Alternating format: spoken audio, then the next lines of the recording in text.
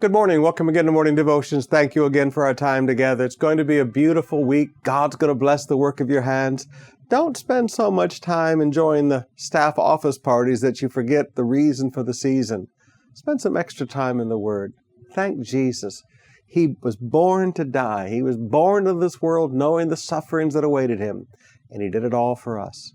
Right now, I want us to come back to the book of Revelation chapter 6. Revelation chapter 6. There's so much here that is just absolutely amazing.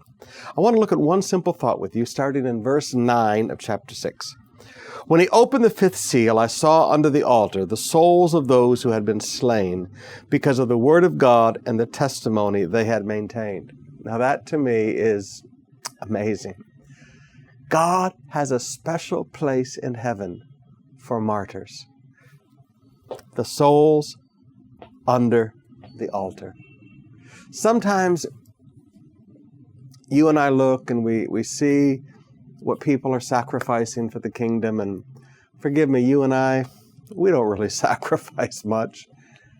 But all over the world right now, there are Christians across the Middle East, across China, across Africa, who are literally being put to death. Why?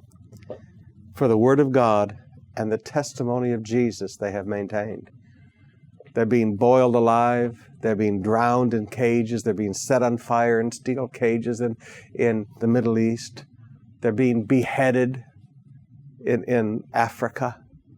There's so much going on. So many Christians that are dying for their faith today. And sometimes you look at it and you go, man, I haven't done anything with my life.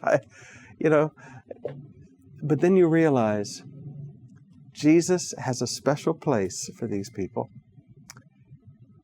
And they will cry out for vengeance one day. It says, they called out in a loud voice, "How long, sovereign Lord, holy and true, until you judge the inhabitants of the earth and avenge our blood?" Jesus will avenge the blood of His martyrs. All the way back, Jesus will avenge the blood of His martyrs.